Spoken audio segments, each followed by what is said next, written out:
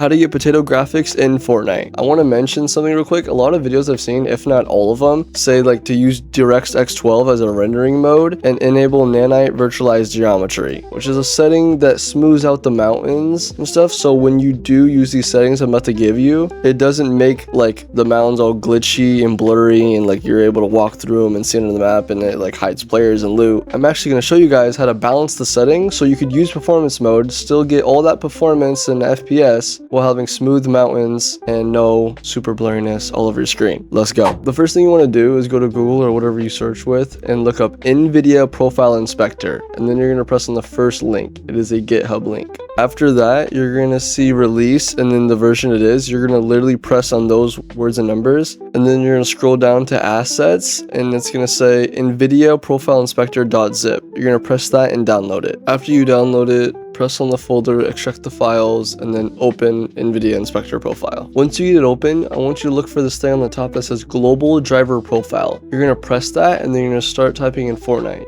Press on Fortnite, and now you're going to look for these 3 settings. You don't have to scroll that far, but the first setting you're looking for is anti-aliasing, transparency, super sampling, and you're going to put that on 8x sparse grid super sampling, so almost the last one. Then you're going to scroll down a little more until you see texture filtering LOD bias DX, and then texture filtering LOD bias OGL. Now this is the part where if you were on any other potato graphics tutorial vid, they would tell you to put these 2 settings on plus 3.0, but we are not, because if you do that, the mountains are going to be very blurry, glitchy, your character will walk through them, you'll like see under the map all weird, the loot will be hidden, players will be hidden, so you do not want to do that, because we still want to use performance mode. People would usually tell you to put this on max, and they'll apply the changes, go on Fortnite, and then turn on this setting that I brought up earlier, the nanite geometry setting, to make the mountains all smooth. That's what the setting does. But we want performance mode, because in my opinion DirectX 12 sucks, especially for lower end computers. I don't have a super low end computer, but doing this definitely helps my performance. I did a lot of testing in this, and what I put it on is plus 1.3750. That's what I put on. That's a good balance. Now the mountains are almost pretty smooth. Your feet only go into them just slightly. You can still see guns if loot falls on the sides or anything like that. You can see opponents. Everything's still good. You still have like that low potato graphic-y look, better performance, plus you're on performance mode. You can still farm trees. There's no like super blurriness. There's nothing that's not visible. Everything is really good still. Just to make sure, you have to put both the DX and OGL setting as 1.3750. But I also wanted to say, you guys can actually mess around with this setting. I wouldn't put it any more like lower, because then you're not even getting like a lot more performance boost. But if you put it any higher at the same time, you're gonna start noticing that the mountains and hills are going to be wonky. So I think this is like the best you could put it on without just switching to DirectX 12 and putting it on 3.0000. If you haven't seen what 3.0 looks like, you're seeing it right now. It is pretty weird when it comes to mountains, and definitely not like playable unless you're playing like in a creative map that's like flat, I guess. But yeah, and then to save the settings, you just go to the top right and it says apply changes, and then you close NVIDIA Inspector and then launch Fortnite. And that's going to be it for the video. If you thought this video was useful and it helped you, please like and subscribe, and I hope you have a good rest of your day and night. Adios.